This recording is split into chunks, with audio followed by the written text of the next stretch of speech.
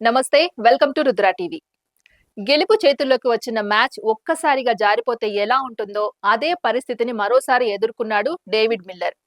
చివరి 2 బంతులకు కేవలం 2 పరుగులు మాత్రమే కావాల్సిన స్థితిలో ఉన్న మ్యాచ్ ఒక్కసారిగా మలుపు తిరిగి ఢిల్లీ చేతుల్లోంచి జారిపోగా మిల్లర్ మళ్లీ హార్ట్ బ్రేక్ అయితే ఎలా ఉంటుందో అనుభవించాడు. ఇండియన్ ప్రీమియర్ లీగ్ 2026 లో భాగంగా ఢిల్లీ క్యాపిటల్స్, గుజరాత్ టైటన్స్ మధ్య జరిగిన ఈ ఉత్కంఠ భరిత పోరు చివరి బంతి వరకు ప్రేక్షకులను కుర్చీల అంచున కూర్చోబెట్టింది.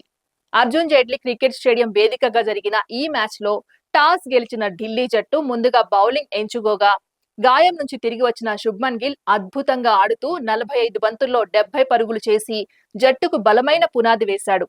అతనికి తోడుగా జోస్ బట్లర్ వేగంగా 52 పరుగులు చేసి స్కోరు వేగాన్ని పెంచగా మధ్యలో వాషింగ్టన్ సుందర్ 55 పరుగులతో కీలక పాత్ర పోషించాడు.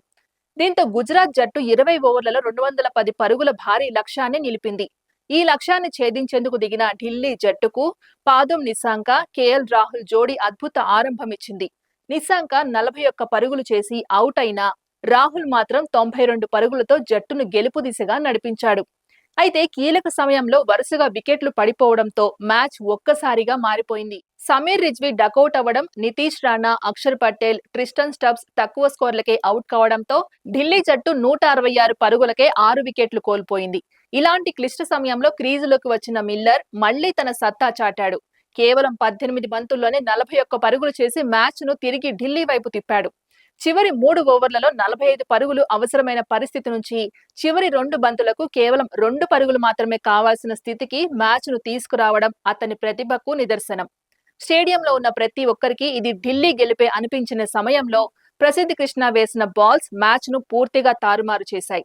మిల్లర్ ఒక పరుగు తీసి సమానంగా చేయవచ్చని భావించినా పెద్ద షాట్ కు ప్రయత్నించటం, చివరి బంతిని సరిగ్గా తాకలేకపోవడం, అదే సమయంలో నాన్ స్ట్రైకర్ ఎండ్ లో ఉన్న కుల్దీప్ యాదవ్ రన్అట్ కావడం ఇవన్నీ కలిసి గుజరాత్ జట్టుకు ఒక్క పరుగు తేడాతో విజయం అందించాయి. వికెట్ కీపర్ బట్లర్ చూపించిన చురుకుదనం అక్కడ కీలకంగా మారింది. గెలిచే మ్యాచ్ ను చివరి క్షణంలో కోల్పోయిన ఢిల్లీ ఆటగాళ్లు తీవ్ర నిరాశలో మునిగిపోయారు. ముఖ్యంగా మిల్లర్ మాత్రం ఎంతో భావోద్వేగానికి లోనయ్యాడు. గెలుపు అంచుల వరకు తీసుకువెళ్లి చివర్ల ఓటమి చూడడం అతనికి మరోసారి గుండె పగిలే అనుభవాన్ని ఇచ్చింది. మరోవైపు బౌలింగ్ లో అద్భుతంగా రాణించిన రషీద్ ఖాన్ 4 ఓవర్లలో కేవలం 17 పరుగులు మాత్రమే ఇచ్చి 3 వికెట్లు తీసి మ్యాచ్ లో కీలక పాత్ర పోషించాడు. ఈ విజయంతో గుజరాత్ జట్టు తమ స్థిరత్వాన్ని మరోసారి నిరూపించుకోగా ఢిల్లీ జట్టు మాత్రం గెలిచే మ్యాచ్ ను చేజేతులారా కోల్పోయిన బాధతో మిగిలింది. ఈ పోరు సోషల్ మీడియాలో కూడా పెద్ద చర్చకు దారితీసింది. ఒక పరుగు తీసుంటే ఫలితం మారేదా అనే ప్రశ్నతో అభిమానులు చర్చలు జరుపుతున్నారు.